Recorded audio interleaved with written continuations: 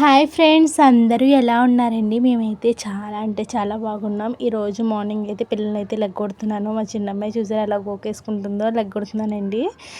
Time వచ్చి 6:15 అలాగ అయిపోతుందండి. ఇంకా లేలేదు. బ్రష్ చేసి రెడీ అయినప్పటికీ ఎంత టైం అవుతుందో. రోజు ఇదొక పెద్ద పని అయిపోయింది. అదే అంటారు కానీ నాకే లెగిత్తాక చాలా బద్ధకంగా అనిపిస్తుందండి. ఒక లెగిసాక ఇంకేమనిపించదు అనమాట. లెగిసాక అయినా వాకింగ్కి వెళ్తాను.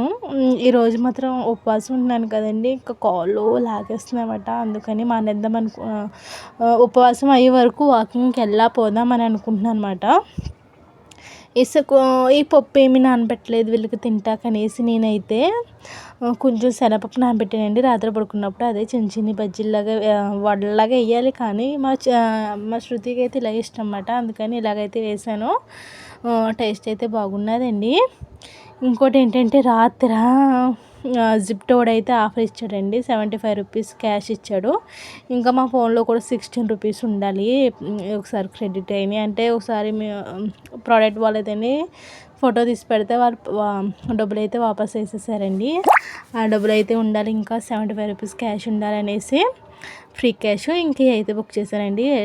ఎన్నింటికి 12 బుక్ చేశాను. 12:10 కల్లా తెచ్చేసాడండి.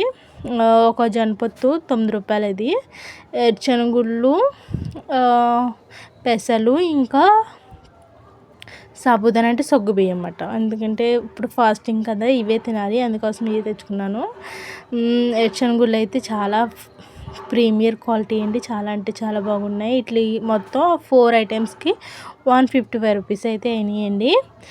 ఇప్పుడైతే సాబుదానా వడలు వేసుకుంటున్నాను అనమాట. సగ్గు బియ్యం వడలు మటుకి ఇక్కడ వాళ్ళు వేసుకుంటారు. మనకి బంగాళదుంప ఉడకబెట్టేసి స్మాష్ చేసేసి ఇంకా సగ్గు బియ్యం నానబెట్టుకుని ఇంకా శనగుళ్ళు డ్రై రోస్ట్ చేసి కచ్చాబచ్చగా మిక్సీ పట్టుకోవాలి, బాగా ఫైన్ పేస్ట్ కాకుండా.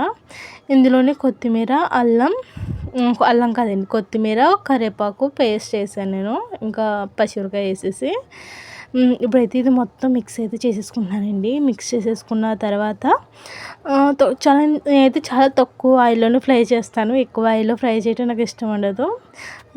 వాళ్ళు అయితే వేసేసుకుని పచ్చిమిరపకాయలు చాలా ఎక్కువ వేసుకుని చట్నీ అయితే చేసుకున్నాను. ఎందుకంటే తినేది నొక్కుదాన్ని, పిల్లలు అంతా తిన్నారు చట్నీ. అందులోకి వాళ్ళు అంటే ఉత్తి తినేస్తారండి వాళ్ళు.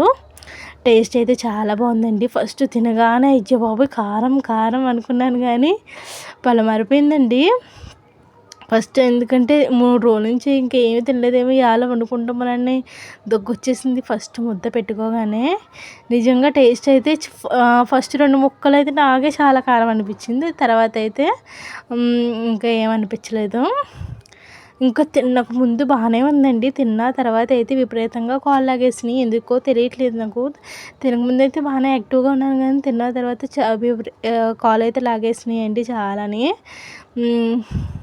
నా వీడియో నచ్చితే లైక్ చేయండి. ఎవరైనా మన ఛానల్ ఫస్ట్ టైం చూస్తే కనుక ప్లీజ్ సబ్స్క్రైబ్ చేసుకోండి. ఈరోజు అయితే బ్లూ కలర్ కాదు,